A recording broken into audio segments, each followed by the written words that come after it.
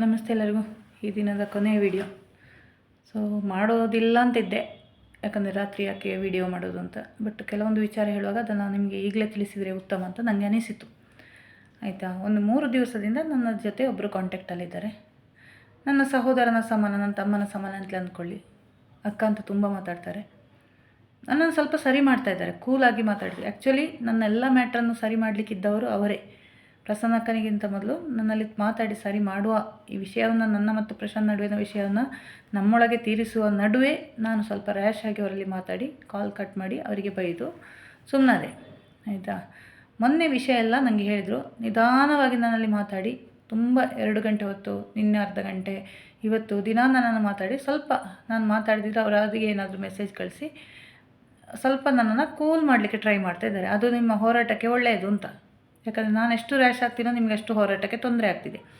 ಅದರ ನಂತರ ನಾನು ಅವರ ಮಾತಿನ ಪ್ರಕಾರ ಕೆಲವೊಂದು ವಿಚಾರಗಳನ್ನು, ಸತ್ಯ ಇದ್ದ ವಿಷಯವನ್ನು ಸತ್ಯವಾಗಿ, ಈಗ ಅಷ್ಟು ನಾನೊಂದು ವೀಡಿಯೋ ಹಾಕಿದೆ ಮಹೇಶ್ ಶೆಟ್ಟಿ ತಿಮ್ಮರೊಳಿದು ಅವರ ಗಡೀಪಾರಿನ ವಿಚಾರ. ತುಂಬ ಜನ ತಿಳ್ಕೊಂಡು ನಾನು ಈ ಕಡೆ ಟರ್ನ್ ಆದೆ ಅಂತ. ನೆವರ್, ನಾನು ಟರ್ನ್ ಆಗಲ್ಲ. ನಾನು ಈ ಬಿ ಗ್ಯಾಂಗ್ ಜೊತೆ ಯಾವತ್ತೂ ಸೇರಲ್ಲ, ಅವರಿಗೆ ಸಪೋರ್ಟ್ ಮಾಡೋದಿಲ್ಲ. ಮಹೇಶ್ ಅಣ್ಣನ ವಿಷಯದಲ್ಲಿ ವಾಸ್ತವವಾಗಿರೋ ಸತ್ಯಗಳನ್ನು ತಿಳಿಸಿ, ಆದರೆ ನೀವು ಅತಿ ಹಾರಾಡಬೇಡಿ ಅಂತಲೂ ಹೇಳಿದ್ದೀನಿ ನಾನು. ನಿಮಗೆ ಖುಷಿ ಪಡುವ ವಿಚಾರವೇನಲ್ಲ, ತಾತ್ಕಾಲಿಕ ತಡೆಯಷ್ಟೇ. ಮಹೇಶಣ್ಣ ತಪ್ಪು ಮಾಡಿದರೆ ಮಹೇಶಣ್ಣಗೆ ಶಿಕ್ಷೆ ಆಗುತ್ತೆ. ಸೌಜನ್ಯ ಮಹೇಶಣ್ಣನ ಹಿಂದೆನೂ ಬಿದ್ದಿದ್ದಾಳೆ. ಈ ಹಿಂದೆ ನನಗೆ ಇನ್ನೊಬ್ಬರು ಹೇಳಿದರೆ ಸ್ವಲ್ಪ ಗೋಲ್ಮಾಲ್ ಆಗಿದೆ ಆ ವಿಷಯದಲ್ಲಿ. ಸೊ ನೀವು ಹೆಚ್ಚು ಖುಷಿ ಪಡುವ ವಿಚಾರ ಅಲ್ಲ ಅದು. ಮಹೇಶಣ್ಣಂದು ಗಡೀಪಾರು ತಡೆಯಾಜ್ಞೆ ಆಯಿತು ಅಂತ ಸುಮ್ಮನೆ ಸ್ಟ್ಯಾಟಸ್ ಹಾಕ್ಕೊಂಡು ಖುಷಿ ಪಡಬೇಡಿ. ಇನ್ನೂ ತುಂಬ ಕಾನೂನು ಪ್ರಕ್ರಿಯೆಗಳಿದೆ. ಆಯಿತಾ. ಸೊ ನಾನು ಮಹೇಶಣ್ಣನ ಕಡೆ ತಿರುಗಿದ್ದು ಅಲ್ಲ, ಬಿ ಗ್ಯಾಂಗ್ ಜೊತೆ ಇದು ಸೇರಿದ್ದು ಅಲ್ಲ. ನೀವು ಮಾಡಿದ ನನಗೆ ಸಾಕು ಅನ್ಯಾಯ, ಅದು ಬೇಕಾದಷ್ಟಾಗಿದೆ ನನ್ನ ಲೈಫ್ ಲಾಂಗ್. ಸೊ ನಾನು ಪಾಯಿಂಟ್ ಎಗೇನ್ ಬರ್ತೀನಿ. ಆ ವ್ಯಕ್ತಿ, ನಾನು ಪ್ರಶಾಂತಿದ್ದು ಎಲ್ಲದಕ್ಕೂ ಸ್ಟಾರ್ಟ್ ಆಗಿದ್ದು ಪ್ರಶಾಂತಿಂದ ಕಾರಣ ಅಂತ, ಪ್ರಶಾಂತ್ ಬಗ್ಗೆ ಒಂದು ಎಪಿಸೋಡ್ ಮಾಡೋಣ ಅಂತ ಫಸ್ಟ್ ಎಪಿಸೋಡ್ ಮಾಡುವಾಗ ಇಮಿಡಿಯೇಟ್ ನನಗೆ ರವಿ ಅವರು ಪ್ರಶಾಂತ್ ಜೊತೆ ಮಾತಾಡಿ, ಇಲ್ಲ ಪ್ರಶಾಂತ್ ಇದು ತಪ್ಪಿಲ್ಲ, ಪ್ರಶಾಂತ್ ನಿಮ್ಮ ಬಗ್ಗೆ ಏನೂ ಹೇಳಿಲ್ಲ, ಇದು 3ನೇ ವ್ಯಕ್ತಿಗಳ ಇಂಟರ್ಫಿಯರೆನ್ಸಿಂದ ಆಗಿರೋದು, ನೀವು ಅವ್ರ ಬಗ್ಗೆ ಕಾನೂನು ಕ್ರಮ ಕೈಗೊಳ್ಳಿ ಅಂತ ಹೇಳಿದ ಮೇಲೆ ನಾನು ಆ ಎಪಿಸೋಡ್ ನಿಲ್ಲಿಸಿದೆ.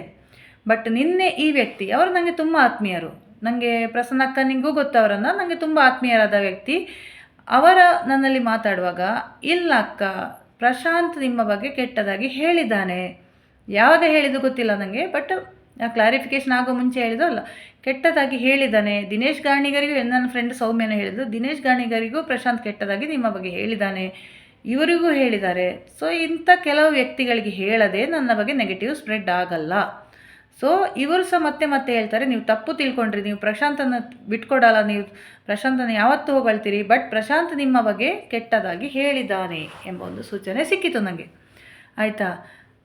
ಈವಾಗ ನಾನೊಂದು, ಅವರು ಈಗ ಇನ್ನೊಬ್ಬರು ಮೇಡಮು ನನಗೆ ಕಳಿಸಿದ್ದು, ಪ್ರಶಾಂತ್ ಒಂದು ಇಂಟರ್ವ್ಯೂ ಮಾಡ್ತಾ ಇದ್ದಾನೆ, ನೋಡಿದ್ರೆ ನೀವು ಅವ್ರ ಚಾನಲಲ್ಲಿ ಆ್ಯಕ್ಟಿವ್ ಆಗಿದ್ದೀರ ನೋಡಿದರೆ, ಇರಲಿ ಬಿಡಿ ಹೊಟ್ಟೆಪಾಡು ಅಂದೆ. ಯಾಕಂದರೆ ಪ್ರಶಾಂತಿಗೆ ಯೂಟ್ಯೂಬ್ ಬಿಟ್ಟರೆ ಬೇರೆ ದಾರಿ ಇಲ್ಲ, ಬದುಕೋ ದಾರಿ ಇಲ್ಲ, ಮಾಡಲಿ ಬಿಡಿ ಅಂತೇಳಿ.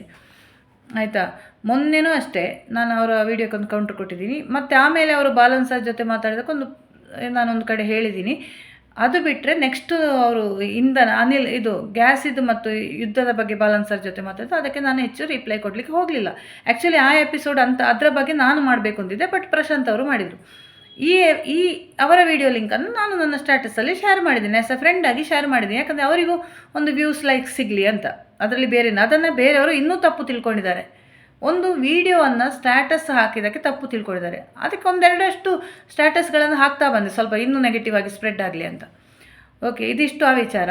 ಮತ್ತು ಇವಾಗ ನನಗೆ ಪ್ರಶಾಂತದು ವಿಡಿಯೋ ನೋಡುವಾಗ ನನಗೆ ಪ್ರಶಾಂತದು ಕೆಲವೊಂದು ಮಾತುಗಳು ನೆನಪಾಯಿತು. ಸ್ಟಾರ್ಟಿಂಗಲ್ಲಿ ಅವರು ನನ್ನನ್ನು ಸರಿ ಮಾಡೋಕ್ಕೆ ಬಂದಿದ್ದು, ನನ್ನ ಮೇಯ್ನ್ ಉದ್ದೇಶನೇ ನಾನು ಹೋರಾಟದಿಂದ ಹಿಂದೆ ಸರಿಬೇಕು. ಆಯಿತಾ. ಮತ್ತು ಒಂದು ಉದ್ದೇಶ, ನನ್ನನ್ನು ಅವರ ಚಾನಲಲ್ಲಿ ಬಳಸ್ಕೊಳ್ಬೇಕು ಅಂದರೆ ಮಾತಾಡಲಿಕ್ಕೇ. ಯಾಕಂದರೆ ಇನ್ನೊಂದು ಕೆಲವೆಲ್ಲ ಪ್ರಾಜೆಕ್ಟ್ ಇತ್ತು ನಮ್ಮದು. ಅಂದರೆ ನನಗೆ ಆಗ ಒಂದು ಎಸ್ ಎ ಫ್ರೆಂಡ್ ನೆಲೆಯಲ್ಲಿ ಅವರ ಚಾನಲನ್ನು ಗ್ರೋ ಮಾಡಬೇಕು ಅಂತಿತ್ತು. ನಾನು ಕೆಲವು ಸಜೆಷನ್ ಹೇಳಿದ್ದೆ. ಸೊ ಅದಕ್ಕೆ ಬೇಕಾದ ಎಲ್ಲ ಒಂದು ಪ್ಲ್ಯಾನಿಂಗು. ಅದಕ್ಕೆ ಹೆಚ್ಚಾಗಿ ಕೇರಳದ ಕ್ಷೇತ್ರಗಳ ಬಗ್ಗೆ ತಿಳ್ಕೊಳ್ಬೇಕು, ಅದರ ಬಗ್ಗೆ ವೀಡಿಯೋ ಮಾಡಬೇಕು. ಅವರ ಚಾನಲ್ ಅನ್ಬ್ಲಾಕ್ ಆದರೆ ಕೋರ್ಟಲ್ಲಿದೆ ಅದು ಕೇಸ್, ಹಾಗೆ ಮಾಡಬೇಕು ಅಂತಿತ್ತು. ಓಕೆ, ನಾನು ಬರ್ತೀನಿ, ಬಟ್ ನನಗೆ ಕೆಲಸ ಬಿಟ್ಟು ಬರಲಿಕ್ಕಾಗಲ್ಲ, ನೋಡೋಣ, ಟೈಮ್ ಇರುವಾಗ ಇಂಥ ಪ್ರೋಗ್ರಾಮ್ಸ್ ಮಾಡೋಣ. ಯಾಕಂದರೆ ನನಗೆ ಮಲಯಾಳಂ ಗೊತ್ತಿದೆ ಅಲ್ಲ. ಸೊ ಅವರು ಕೆಲವೊಂದು ಭಾಷೆಗಳು ಮಲಯಾಳಂ ಹೇಳಿದಾಗ ನಾನು ಕನ್ನಡಕ್ಕೆ ಟ್ರಾನ್ಸ್ಲೇಟ್ ಮಾಡಿ ಹೇಳಬೇಕು. ಕೆಲವೊಂದು ವಿಚಾರಗಳಿತ್ತು ನಮ್ಮಲ್ಲಿ ಚಾನಲ್ ಗ್ರೋ ಮಾಡುವಾಗೆ. ಇದೊಂದು ಸ್ವಾರ್ಥ ಅವರಲ್ಲಿತ್ತು. ಮತ್ತು ಅವರು ಸ್ವಲ್ಪ ಡಿಲೇ ಆಗಿ ನನ್ನ ಪ್ರೋಗ್ರಾಮೆಲ್ಲ ಅಪ್ಲೋಡ್ ಮಾಡ್ತಿದ್ದೆ ಗೊತ್ತಾದಮೇಲೆ ನಾನೇ ನನ್ನ ಯೂಟ್ಯೂಬ್ ಚಾನಲಲ್ಲಿ ಮಾತಾಡುವಾಗ ಅದಕ್ಕೂ ಸ್ವಲ್ಪ ಅವರಿಗೆ ಅಸಮಾಧಾನ ಇತ್ತು, ತೋರಿಸ್ಕೊಳ್ಳಿಲ್ಲ ಅವರು. ಆ ಪ್ರೊಫೆಷನಲ್ ಜಲಸಿ ಎಂಬುದು ಪ್ರಶಾಂತಲ್ಲಿ ಇತ್ತು, ನಾನು ಗ್ರೋ ಆಗಬಾರ್ದು ಅಂತ. ಗೊತ್ತಿಲ್ಲ, ಇನ್ನು ನನ್ನ ಮನಸ್ಸಲ್ಲಿ ನನಗೆ ಹೀಗೆ ಅನಿಸೋದು. ಮತ್ತೆ ಒಂದು ವಿಚಾರ, ಅವರಿಗೆ ಯಾವ ಕಾರಣಕ್ಕೂ ನನಗೆ ಆ ದುಡ್ಡನ್ನು ರಿಟರ್ನ್ ಕೊಡಲಿಕ್ಕೆ ಆಗ್ತಿರಲಿಲ್ಲ. ಅದೊಬ್ಬರಲ್ಲಿ ಹೇಳಿದ್ರಂತೆ, ಇಷ್ಟೆಲ್ಲ ಮಾತಾಡಿದ ಮೇಲೆ ನಾನು ಯಾಕೆ ದುಡ್ಡು ರಿಟರ್ನ್ ಕೊಡಬೇಕು ಅಂತ. ಇನ್ನೊಬ್ಬರು ಮೇಡಮ್ ಹೇಳಿದರು, ನಿನ್ನಿಂದ ಮಾತ್ರ ಅಲ್ಲ, ಅವನು ಬೇರೆಯವನಿಂದಲೂ ಕೇಸಿನ ವಿಚಾರಕ್ಕೆ ದುಡ್ಡು ತಗೊಂಡಿದ್ದಾನೆ ಅಂತ. ನಾನು ದಾಖಲೆ ಕೇಳಲಿಲ್ಲ, ದಾಖಲೆ ಇಲ್ಲ ಕಾರಣ ನಾನು ಮಾತಾಡಲಿಲ್ಲ. ಮೊನ್ನೆ ಸುಜಾತ ಭಟ್ ಅವರು ಹೇಳಿದರು, ಕುಂದಾಪುರದವ್ರು ಯಾರು ಅವರಿಗೆ ಕಾಲ್ ಮಾಡಿ ಹೇಳಿದಂತೆ, ಪ್ರಶಾಂತ್ ಹಿಂದೆ ಹೋಗಬೇಡಿ ಹೇಳಿ, ಅವನು ಅಷ್ಟು ಒಳ್ಳೆ ವ್ಯಕ್ತಿ ಅಲ್ಲ, ಅವರು ಪ್ರಶಾಂತನ ಬಿಟ್ಬಿಟ್ಟಿದ್ದೇ ಒಳ್ಳೆಯದಾಯಿತು, ಅವನು ಇನ್ನಿಬ್ಬರು ಹುಡುಗಿಯರಿಗೂ ಹಾಗೆ ಮಾಡಿದ್ದಾನೆ, ದುಡ್ಡು ಕೇಳಿಕೊಂಡು ಲಾಸ್ಟಿಗೆ ಕೇಳುವಾಗ ಬ್ಲ್ಯಾಕ್ ಮೇಲ್ ಮಾಡ್ತಾನೆ, ನನ್ನ ಬಗ್ಗೆ ನೆಗೆಟಿವ್ ಹೇಳಿ. ಈ ಪ್ರಶಾಂತ್ ಕೂಡ ನನ್ನ ದುಡ್ಡು ಕೇಳುವಾಗ ನನ್ನ ಬಗ್ಗೆ ನೆಗೆಟಿವ್ ಹೇಳಿ ಬ್ಲ್ಯಾಕ್ ಮೇಲ್ ಮಾಡಿರ್ಬೋದಾ? ಯಾಕಂದರೆ ಕೈಲಾಗದವನ ಕೊನೆಯ ಅಸ್ತ್ರ ಅಪಪ್ರಚಾರ. ಸೊ ಪ್ರಶಾಂತ್ ನನ್ನ ಬಗ್ಗೆ ಅಪಪ್ರಚಾರ ಮಾಡಿರ್ಬೋದಾ ಎಂಬ ಒಂದು ಸಣ್ಣ ಸಂಶಯನೂ ನನಗೆ ಕಾಡ್ತಾ ಇದೆ. ಯಾಕಂದರೆ ಪ್ರಶಾಂತ್ ಒಂದು ವೇಳೆ ತಪ್ಪು ಮಾಡಿಲ್ಲ ಅಂದರೆ ನನ್ನಲ್ಲಿ ಅನ್ಬ್ಲಾಕ್ ಮಾಡಿ ಕ್ಲಾರಿಫಿಕೇಷನ್ ಕೊಡ್ತಿದ್ರು, ಈಗ ಮಾತಾಡ್ತಿದ್ರು. ನಂಗೆ ಇನ್ನೊಬ್ಬರು ಹೇಳಿದರು, ಈ ಚಾಟ್ ಕ್ರಿಯೇಟ್ ಮಾಡಿಸೋದ್ರ ಹಿಂದೆ ಪ್ರಶಾಂತ್ ಇದು ಕೈವಾಡ ಇದೆ. ಮತ್ತು ನಾನು ಅವನ ವಿಷಯ ಮಾತಾಡೋದಕ್ಕೆ ದುಡ್ಡಿನ ವ್ಯವಹಾರ ಏನೂ ಇಲ್ಲ ನಮ್ಮ ನಡುವೆ, ಎಲ್ಲ ಕ್ಲಿಯರ್ ಆಗಿದೆ. ಯಾಕಂದರೆ ಯಾವತ್ತು ನಾನು ಪ್ರಶಾಂತ್ ಬಗ್ಗೆ ಮಾತಾಡ್ತೀನಿ ಸ್ಟಾರ್ಟ್ ಮಾಡಿದೆ, ಆವತ್ತು ನನಗೆ 20,000 ಬಂದಿದೆ. 20,000 ಯಾಕಂದರೆ ನಾನು 5,000 ಕೊಟ್ಟಿದ್ದು ಪ್ರಸನ್ನಕ್ಕನಿಗೆ ಗೊತ್ತು. ಅದೇ ದಿವಸ ನೆಕ್ಸ್ಟ್ ಡೇ ನಾನು ಕೊಟ್ಟಿದ್ದೀನಿ, ಅದೇ ದಿವಸ ನಾನು ವಾಪಸ್ ಕೊಟ್ಟಿದ್ದೀನಿ. ಅವರ ಮಗಳಿಗೆ ಅಂತ ಕೊಟ್ಟಿದ್ದ ದುಡ್ಡನ್ನು ಕೊಟ್ಟಿದ್ದೀನಿ, ಅದು ನನಗೆ ಬೇಡ ಅಂತ. ಇನ್ನು ಅವರು ತುಂಬ ಕಿರಿಕಿರಿ ಮಾಡುವಾಗ, ಅಂದರೆ ಕ್ಲಾರಿಫಿಕೇಷನ್ ಎಲ್ಲ ರಾಂಗ್ ಕೊಟ್ಟಿರುವಾಗ ಸಿಟ್ಟಲ್ಲಿ ನಾನು ಅವರು ಪರ್ಚೇಸ್ ಮಾಡಿದ ಪ್ರಾಡಕ್ಟಿಗೆ ಇರುವ ದುಡ್ಡನ್ನು 15,000 ಕೊಟ್ಟಿದ್ದೀನಿ. ಇದು ಕೊಟ್ಟಿರೋದು ಫೆಬ್ರವರಿ 5, 6, 7 ಈ ದಿವಸಗಳಲ್ಲಿ. ನೋಡಿ, ನನ್ನ ಅಕೌಂಟಿಗೆ ₹1 ಬಂದರೆ ನನಗೆ ಗೊತ್ತಾಗುತ್ತೆ, ಈ ವ್ಯಕ್ತಿಗೆ 1 ತಿಂಗಳು ಅದು ಗೊತ್ತೇ ಇಲ್ಲ ಅಂತೆ. ಇದಕ್ಕಿಂತ ಮೊದಲು ನಾಟಕ ಆಡಿದ್ದು ನಾನು ಹಾಕಿದ ದುಡ್ಡು ಗೊತ್ತಿಲ್ಲ ಅಂತ. ಬಟ್ ಅಲ್ಲಿ ಪ್ರೂಫ್ ಇರೋ ಕಾರಣ ಅವರಿಗೆ ಗೊತ್ತಾಯಿತು, ಇಲ್ಲಾಂದರೆ ಅದು ಕೊಟ್ಟೇ ಇಲ್ಲ ಅಂತ ಹೇಳ್ತಿದ್ರು ಅವರು. ಸೊ ನನಗೀಗ ಡೌಟ್ ಬರ್ತಾ ಇರೋದು, ಈ ವ್ಯಕ್ತಿ ತುಂಬ ನಾಟಕ ಆಡ್ತಾ ಇದ್ದಾನೆ. 2 ಕ್ಯಾರೆಕ್ಟರ್ ಇದೆ, ನನ್ನಲ್ಲಿ ಒಂದು ಮುಖವಾಡ, ಸಮಾಜಕ್ಕೊಂದು ಮುಖವಾಡ. ನಾನು ವಿಷಯಕ್ಕೆ ಬರ್ತೀನಿ. ಪ್ರತಿಯೊಬ್ಬರು ಹೋರಾಟಗಾರರ ಬಗ್ಗೆ ನನಗೆ ನೆಗೆಟಿವ್ ಆಗಿ ಹೇಳಿದ್ದಾರೆ. ಫಸ್ಟ್ ಹೇಳಿದ್ದು, ನಾನು ಸರಿ ಇಲ್ಲ ಅಂತ ಹೇಳಿದ್ದು ಮಟ್ಟಣ್ಣ. ಡೆಲ್ಲಿಯಲ್ಲೇ ಹೇಳಿದಾರಂತೆ ಮಟ್ಟಣ್ಣ, ಅವಳನ್ನು ತುಂಬ ಸೇರಿಸ್ಕೋಬೇಡಿ, ಅವಳು ಸರಿ ಇಲ್ಲ ಅಂತ ಮಟ್ಟಣ್ಣ ಹೇಳಿದ್ದಾರೆ. ಏನೋ ಅವರಿಗೆ ಸಮಸ್ಯೆ ಇದೆ, ಯಾವ ರೀತಿಯಿಂದ ನಂಗೆ ಗೊತ್ತಿಲ್ಲ.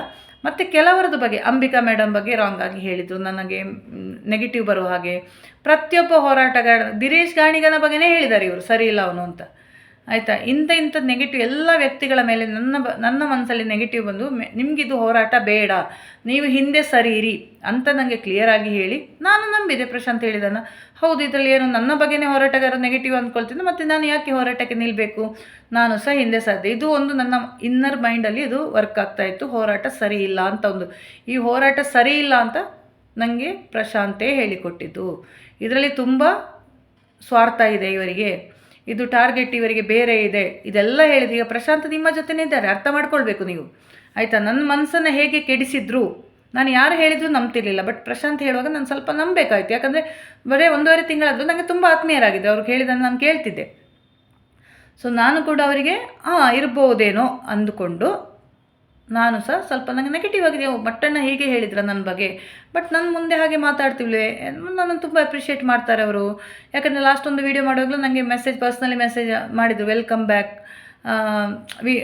ನನ್ನ ವಾಯ್ಸ್ ಬೇಕು ಅವರಿಗೆ ಸ್ಟ್ರಾಂಗ್ ಆಗಿದೆ. ನನ್ನ ಬಗ್ಗೆ ನೆಗೆಟಿವ್ ಆಗಿ ಹೇಳಲಿಕ್ಕೆ ಚಾನ್ಸ್ ಇಲ್ಲ, ಆದರೆ ಪ್ರಶಾಂತ್ ಸುಳ್ಳು ಹೇಳ್ತಾ ಇದ್ದಾರಾ? ಸೊ ಇದೊಂದು ಕ್ವಶನ್. ನನಗೆ ಕೆಲವೊಂದು ವಿಚಾರಗಳು ನನ್ನ ಮನಸ್ಸಿಗೆ ಬರ್ತಾ ಇದೆ ಇವಾಗ, ಬರೋದನ್ನು ನಾನು ಎಲ್ಲರಿಗೂ ತಿಳಿಸ್ಬೇಕು ಅಂತ ಹೇಳ್ತಾ ಇದ್ದೀನಿ, ಆಯಿತಾ? ಇದೊಂದು ವಿಚಾರದಲ್ಲಿ ತುಂಬ ಹೋರಾಟಗಾರರ ಬಗ್ಗೆ ನೆಗೆಟಿವ್ ಆಗಿ ಹೇಳಿದರು. ಎಷ್ಟು ಅಂದರೆ, ನಾನು ಮೂಡುಬಿದಿರೆ ಕೋರ್ಟಿಗೆ ಹೋಗಿದ್ದೆ, ಅಂಬಿಕಾ ಮೇಡಮ್ ನನ್ನ ಜೊತೆ ಇತ್ತು. ಅಂಬಿಕಾನ ಮ್ಯಾಟ್ರಲ್ಲಿ ನನಗೂ ಪ್ರಶಾಂತಿಗೆ ತುಂಬ ಜಗಳ ಆಗಿತ್ತು. ನಾನು ವೈಯಕ್ತಿಕ ಅಂಬಿಕಾ ಪ್ರಭು ಅವ್ರದ್ದು ವೈಯಕ್ತಿಕ ಏನೇ ಇರಲಿ ನಾನು ಕೇಳಲಿಕ್ಕೆ ರೆಡಿ ಇರಲಿಲ್ಲ. ನನಗೆ ಅಂಬಿಕಾ ಮೇಡಮ್ ಹೇಗೆ ಅಂತ ನನಗೆ ಗೊತ್ತು, ಆ ರೆಸ್ಪೆಕ್ಟ್ ನನಗಿದೆ. ನನಗೆ ತುಂಬ ಪ್ರಾಬ್ಲಮ್ ಆದ ಟೈಮಲ್ಲೆಲ್ಲ ನನಗೆ ಸಜೆಷನ್ ಕೊಟ್ಟು ಸಹಾಯ ಮಾಡಿದವರು ಅಂಬಿಕಾ ಮೇಡಮು, ಸಪೋರ್ಟ್ ಮಾಡಿದವರು, ಅವರಿಗೆ ಗೌರವ ಇದೆ. ಸೊ ಯಾರು ಹೇಳಿದ್ರು ನಾನು ಅಂಬಿಕಾ ಸರಿ ಇಲ್ಲ ಅಂತ ಹೇಳಿದರೆ ನಾನು ಕೇಳಲ್ಲ. ಅದು ಇವರ ನಡುವೆ ವಿಜಯವಾಸ್ ಪೂಜಾರಿ ಮತ್ತು ಅವರ ನಡುವಿನ ವೈಯಕ್ತಿಕ ದ್ವೇಷಗಳನ್ನು ತಂದು ನನ್ನ ಮನಸ್ಸು ಕೆಡಿಸೋದು ಬೇಡ. ನಾನು ವಿಜಯವಾಸ್ ಪೂಜಾರಿಯನ್ನು ನಂಬಲ್ಲ, ಬಟ್ ನಾನು ಅಂಬಿಕಾ ಮೇಡಮ್ಗೆ ರೆಸ್ಪೆಕ್ಟ್ ಕೊಡ್ತೀನಿ. ಇದೊಂದು ವಿಚಾರದಲ್ಲಿ ಜಗಳ ಮಾಡಿಸಿದ್ರು ನನ್ನನ್ನು, ಅಂದರೆ ಹಿಂದೆ ಸರಿಸಲಿಕ್ಕೆ ನೋಡಿದರು. ಅದೇ ಒಂದು ಕೋರ್ಟ್ ಇತ್ತು ನಮ್ಮದು ಮೂಡುಬಿದಿರೆಯಲ್ಲಿ, ಅವತ್ತು ಅಂಬಿಕಾ ಮೇಡಮ್ ಕೂಡ ಅಲ್ಲಿದ್ದರು. ಸೊ ಆವಾಗ ಇವರು ಬುರುಡೆ ವಿಚಾರದಲ್ಲಿ ಫಸ್ಟು ನಿಮಗೆ ಟಿ ವಿಯಲ್ಲಿ ನ್ಯೂಸ್ ಬಂತು, ಯಾರೆಲ್ಲ ಅರೆಸ್ಟ್ ಆಗ್ತಾರೆ, ಆರೋಪಿ ಲಿಸ್ಟಲ್ಲಿ ಹಾಕಿದ್ರು, ಅರೆಸ್ಟ್ ಆಗ್ತಾರೆ ಅಂತ ನ್ಯೂಸ್ ಬಂತು. ಸೊ ನಾನೇನೋ ವಿಚಾರಕ್ಕೆ ಪ್ರಶಾಂತಿಗೆ ಕಾಲ್ ಮಾಡುವಾಗ ನೀವು ಟಿ ವಿ ನೋಡಿದ್ರಾ, ನ್ಯೂಸ್ ಹೇಗೆ ಗೊತ್ತಾ, ಆಯಿತು ಅವ್ರ ಮೇಲೆ ಚಾರ್ಜ್ ಶೀಟ್ ಆಯಿತು ಅಂತ ತುಂಬ ಖುಷಿ ಪಡುವಾಗೆ ಅನಿಸಿತ್ತು ನನಗೆ ಸರ್ಪ್ರೈಸ್ ಆಯಿತು. ಇಲ್ಲ ಅದೆಲ್ಲ ಆಗಲ್ಲ, ಸ್ಟ್ಯಾಂಡ್ ಆಗಲ್ಲ ಕೇಸು ಅಂತ ನಾನು ವಾದ ಮಾಡ್ತಾಯಿದ್ದೆ. ಯಾಕಂದರೆ ನನಗೆ ಹೋರಾಟದ ಜೊತೆಗೆ ಇದ್ದಲ್ವ ಅವತ್ತು. ನೋಡಿ ಆವಾಗ ಆ ಮನುಷ್ಯ ಖುಷಿ ಪಡ್ತಾಯಿದ್ದೆ ಇವರೆಲ್ಲ ಅರೆಸ್ಟ್ ಆಗ್ತಾರೆ ಅಂತ. ಮೊನ್ನೆ ಫೆಬ್ರವರಿ 5ಕ್ಕೆ ಕ್ಲಾರಿಫಿಕೇಷನ್ ಕೊಟ್ಟು ನಾನು ಪ್ರಶಾಂತಲ್ಲಿ ಪರ್ಸ್ನಲಿ ಮಾತಾಡಿ ಬರಬೇಕಾದ್ರೆ ಒಂದು ವಿಚಾರ ಹೇಳಿದೆ, ತುಂಬ ಡೇಂಜರ್ ಪ್ರಶಾಂತ್ ಈ ಹೋರಾಟಕ್ಕೆ ಹೋಗೋದು, ಈ ಬುರ್ಡೆ ಗ್ಯಾಂಗೆಲ್ಲ ಅರೆಸ್ಟ್ ಆಗುತ್ತೆ, ಅರೆಸ್ಟ್ ಆಗಲಿ ಹೋಗಲಿ ಅಂತ ಒಂದು ಉದ್ದೇಶದಿಂದ, ಅಂದರೆ ಅವರಿಗೆ ಅರೆಸ್ಟ್ ಆಗಬೇಕು ಅಂತಿದೆ. ಸೊ ಇದು ಪ್ರಶಾಂತದ್ದು ಒಂದು ಮನಸ್ಥಿತಿ, ಅರ್ಥ ಮಾಡ್ಕೊಳ್ಳಿ. ಒಂದು ನನ್ನಲ್ಲಿ ಇಡೀ ಹೋರಾಟಗಾರರ ಬಗ್ಗೆ ನೆಗೆಟಿವ್ ಹೇಳಿಕೊಟ್ಟು ನನ್ನನ್ನು ಹೋರಾಟದಿಂದ ಹೊರಗೆ ಬರುವ ಹಾಗೆ ಮಾಡಿದ್ದು. He played a very well game there, ಆಯಿತಾ. ಪ್ರಶಾಂತ್ ಎಂಬ ವ್ಯಕ್ತಿ ತುಂಬ ಆಟ ಆಡಿದ್ದಾರೆ ಅಲ್ಲಿ. ಇನ್ನೊಂದು ನನ್ನ ಬಗ್ಗೆನೇ ಕೆಟ್ಟದಾಗಿ ನಾನು ನೋಡಿ, ಆ ವ್ಯಕ್ತಿ ಏನೂ ಇಲ್ಲದ ಟೈಮಲ್ಲಿ ಅವರು ಹೇಳಿದ್ದಾರೆ, ನೀವು ಸತ್ರು ನಿಮ್ಮನ್ನು ಮರೆಯಲ್ಲ ಅಂತ. ತನ್ನ ತಾಯಿ ತೀರ್ಕೊಂಡ ಟೈಮಲ್ಲಿ ಹೆಂಡತಿ ಜೊತೆಗೆಲ್ಲ, ಹೆಂಡತಿ ಡೈವರ್ಸ್ಗೆ ಅಪ್ಲೈ ಮಾಡಿ ಅದೊಂದು ಕೇಸ್ ನಡೀತಾ ಇದೆ. 10 ವರ್ಷದ ಮಗಳನ್ನು ಬಿಟ್ಟು ಇವರ ಹತ್ರ ಹೋಗಿದ್ದಾರೆ. ಇವರಲ್ಲಿ ದುಡ್ಡಿಲ್ಲ, ಆರೋಗ್ಯ ಸರಿ ಇಲ್ಲ. ಈ ಟೈಮಲ್ಲಿ ನಾನು ಅವರಿಗೆ ಸಿಕ್ಕಿದ್ದು. ನಾನು 2 ತಿಂಗಳು ಅವರನ್ನು ಸಪೋರ್ಟ್ ಮಾಡಿದ್ದೀನಿ, ಎಲ್ಲ ರೀತಿಯಲ್ಲಿ ಮಾರಲಿ ಸಪೋರ್ಟ್ ಮಾಡಿದ್ದೀನಿ, ಅವರಿಗೆ ಕಾನ್ಫಿಡೆನ್ಸ್ ತುಂಬಿದ್ದೀನಿ. ಅದು ಅವ್ರು ಹೇಳಿದ್ದಾರೆ, ಬೆಳಿಗ್ಗೆದ್ದು ನಿಮ್ಮ ಮಾತು ಕೇಳಿದರೆ ನನಗೆ ತುಂಬ ಕಾನ್ಫಿಡೆನ್ಸ್ ಬರುತ್ತೆ, ಒಂಥರ ಪಾಸಿಟಿವ್ ವೈಬ್ಸ್ ಬರುತ್ತೆ ಅಂತ. ಅವರ ಮಗಳಿಗೋಸ್ಕರ ಅವಳ ಮಗಳಲ್ಲಿ ಮಾತಾಡಿ ಅವಳಿಗೆ ಧೈರ್ಯ ಹೇಳಿದ್ದು. ಅಂದರೆ ಅವರು ಎಕ್ಸಾಮ್ ಎಲ್ಲ ಮಾರ್ಕ್ ಕಡಿಮೆ ಆಯಿತು ಅಂತ ಹೇಳುವಾಗ ಅವಳಲ್ಲಿ ನಾನು ಬೈಬೇಡಿ, ನಾನು ಮಾತಾಡ್ತೀನಿ ಅವಳಿಗೆ. ನಾನು ಅವರನ್ನೇ ಬೈದೆ, ನಿಮ್ಮಿಬ್ಬರ ಜಗಳದಲ್ಲಿ ಡೈವರ್ಸ್ ವಿಷಯದಲ್ಲಿ ಮಕ್ಕಳು ತುಂಬ ಸಫರ್ ಆಗ್ತಾ ಇದ್ದಾರೆ. ತುಂಬ ಉಪದೇಶ ಹೇಳಿದ್ದೀನಿ. ನಾನು ಯಾವತ್ತೂ ಅವರ ಗಂಡ ಹೆಂಡತಿಯನ್ನು ದೂರ ಮಾಡಲಿಕ್ಕೆ ಟ್ರೈ ಮಾಡಲೇ ಇಲ್ಲ. ಮತ್ತೆ ನಾನು ಪರ್ಸ್ನಲ್ ವಿಷಯ ತುಂಬ ಮಾತಾಡಿಲ್ಲ. ಒಂದೇ ಸಲ ಅವರು ಕೋರ್ಟಿಗೆ ಹೋಗೋ ನನಗೆ ಬೆಳಿಗ್ಗೆ ತುಂಬ ಟೆನ್ಷನ್ ಆಗಿ ಫೋನ್ ಮಾಡಿದರು. ನನಗೋಸ್ಕರ ಸ್ವಲ್ಪ ಪ್ರೇ ಮಾಡಿ, ನನ್ನ ಹೆಂಡತಿ ಬಂದಿದ್ದಾರೆ, ನನ್ನ ಮಗಳನ್ನು ಕೂಡ ಮಾತಾಡಿಸ್ತಾ ಇಲ್ಲ, ಕೋರ್ಟಲ್ಲಿತ್ತು ಅವ್ರ ಕೇಸು, ಏನು don't worry Prashanth, I am there with you ಅಂತ ಹೇಳಿ ನಾನು ಸ್ವಲ್ಪ ಧೈರ್ಯ ಕೊಟ್ಟೆ ಅವರಿಗೆ. ಮತ್ತು ತುಂಬ ಹೇಳಿದೆ, ನೋಡಿ ನಾಳೆ ಇವತ್ತಲ್ಲದೆ ನಾಳೆ ಮಗಳು ದೊಡ್ಡವಳಾಗ್ತಾಳೆ, ಅವಳ ಕಾಲ ಮೇಲೆ ಅವಳು ನಿಂತ್ಕೋತಾಳೆ, ಮತ್ತು ನೀವು ಯಾಕೆ ವರಿ ಮಾಡಬೇಕು, ಬಂದರೆ ಬರಲಿ, ನೀವು ನಿಮ್ಮೊಂದು ಆಗೋ ಪ್ರಯತ್ನ ನೀವು ಮಾಡಿ. ಎಷ್ಟಂದರೆ ನಾನು ಇವರಿಗೋಸ್ಕರ ಎಲ್ಲ ದೇವಸ್ಥಾನಕ್ಕೆ ನಾನು ಹೋಗುವಾಗಲೂ ನಾನು ಪ್ರಶಾಂತ್ ಮ್ಯಾಟ್ರಲ್ಲಿ ತುಂಬ ಪ್ರೇ ಮಾಡ್ತಾಯಿದ್ದೆ, ಅವ್ರ ಹೆಂಡತಿ ಜೊತೆ ಚೆನ್ನಾಗಿರಬೇಕು, ಆ ಸಂಸಾರ ಒಂದು ಚೆನ್ನಾಗಿರಲಿ ಅಂತ. ನನಗೆ ಅವ್ರ ಮೇಲೆ ಪರ್ಸ್ನಲ್ ರಿಲೇಷನ್ಶಿಪ್ ಏನಾದರೂ ಇದ್ದರೆ ನಾನು ಹಾಗೆ ಖಂಡಿತ ಮಾಡ್ತಿರಲಿಲ್ಲ, ಆ ಸ್ವಾರ್ಥ ನನ್ನಲ್ಲಿ ಇರ್ತಿದ್ದೆ. ನಾನು ಅವ್ರಿಗೆ ಒಳ್ಳೇದಾಗಲಿ ಅಂತ ತುಂಬ ಪ್ರೇ ಮಾಡ್ತಿದ್ದೆ ಆದಷ್ಟು ಬೇಗ. ಮೊನ್ನೆನೂ ಹೇಳಿದ್ದೀನಿ, ಮೆಸೇಜ್ ಮಾಡಿದೆ, ಅವ್ರು ನೋಡ್ತಾರೋ ಇಲ್ಲೋ ಗೊತ್ತಿಲ್ಲ, ನಿಮ್ಮ ಹೆಂಡತಿ ಆದಷ್ಟು ಬೇಗ ನಿಮ್ಮ ಹತ್ರ ಬರಲಿ ಅಂತಲೂ ಹೇಳಿದ್ದೀನಿ, ಆಯಿತಾ. ಸೊ ನಾನಿಷ್ಟು ಅವರಿಗೆ ಪಾಸಿಟಿವ್ ಆಗಿ ಹೆಲ್ಪ್ ಮಾಡುವಾಗ ಅವರು ನನ್ನ ಬಗ್ಗೆ ನೆಗೆಟಿವ್ ಯಾಕೆ ಸ್ಪ್ರೆಡ್ ಮಾಡ್ತಾರೆ ಅಂತ ಹೇಳಿದೆ ನನಗೆ ದೊಡ್ಡ ಪ್ರಶ್ನೆ. ನಾನೀಗ ಅವರಿಗೆ ಹೇಳಿದೆ, ಮಂಗಳೂರಲ್ಲಿ ನನಗೆ ಯಾರು ಮಾತಾಡಿದ್ರಲ್ಲ ಅವರಿಗೂ ಹೇಳಿದೆ. ಆದರೆ ನೋಡಿ, ಈ ವ್ಯಕ್ತಿಯ ಉದ್ದೇಶ ನೋಡಿ, ಈಗ ಅವರು ವಿಡಿಯೋ ಮಾಡ್ತಾ ಇದ್ದಾರೆ, ಇವತ್ತು ಸೋಮನಾಥ್ ನಾಯ್ಕರದ್ದು ವಿಡಿಯೋ ಮಾಡ್ತಾ ಇದ್ದಾರೆ, ಸೌಜನ್ಯ ಹೋರಾಟ ರಿಲೇಟೆಡ್ ವಿಡಿಯೋ ಮಾಡ್ತಾರೆ, ಆಯಿತು. ಅವರಿಗೆ ಇನ್ನೂ ತುಂಬ ನ್ಯೂಸ್ಗಳು ಸಿಗ್ತಾ ಇದೆ, ಓಡಲಿ, ಜೀವನ ಮಾಡಲಿ, ಹೊಟ್ಟೆಪಾಡೋದು ಮಾಡಲಿ, ಪರವಾಗಿಲ್ಲ. ಬಟ್ ಇನ್ನೊಂದು ವ್ಯಕ್ತಿಗೆ ನನ್ನ ಮನಸ್ಸಲ್ಲಿ ಕೆಡಿಸ್ಕೊಟ್ಟು, ನನ್ನ ಮನಸ್ಸನ್ನು ಹಾಳು ಮಾಡಿ, ನನ್ನನ್ನು ಹೋರಾಟದಿಂದ ಹೊರಗೆ ಬಂದು ನಾನು ಸರಿ ಇಲ್ಲ ಅಂತ ಅವ್ರು ಹೇಳಿದ್ದಾರೆ, ಅವಳಿಗೇನೋ ಸಮಸ್ಯೆ ಇದೆ, ಅವರು ಒಳ್ಳೆಯವರಂತೆ, ನಾನು ಕೆಟ್ಟವಳಂತೆ, ಹೀಗೆಲ್ಲ ಜನರಿಗೆ ಒಂದು ನೆಗೆಟಿವ್ ಇದು ಕ್ರಿಯೇಟ್ ಮಾಡಿ ಈಗ ಪುನಃ ಸೌಜನ್ಯ ಹೋರಾಟದ ಜೊತೆ ಇದ್ದೀನಿ. ಇದೆಷ್ಟು ನ್ಯಾಯ ಅಂತ ನಾನು ಕೇಳೋದು, ಆಯಿತಾ. ಇದಕ್ಕಿಂತ ತುಂಬ ಇನ್ನೂ ಬಹಳಷ್ಟು ವಿಷಯ ಮಾತಾಡಲಿಕ್ಕಿದೆ, ತುಂಬ ಕತ್ತಲಾಯಿತು, ನನಗೆ ನಾಳೆ ಸ್ವಲ್ಪ ವರ್ಕ್ ಇದೆ, ನನಗೆ ಬೇಗ ಹೇಳಬೇಕು, ಆದ ಕಾರಣ ನಾನು ಮಾತಾಡ್ತಿಲ್ಲ. ಇದರ ಎಪಿಸೋಡ್ ಮತ್ತೆ ನನ್ನ ಮನಸ್ಸಿಗೆ ಬಂದದನ್ನು ಹೇಳ್ತಾ ಇರ್ತೀನಿ.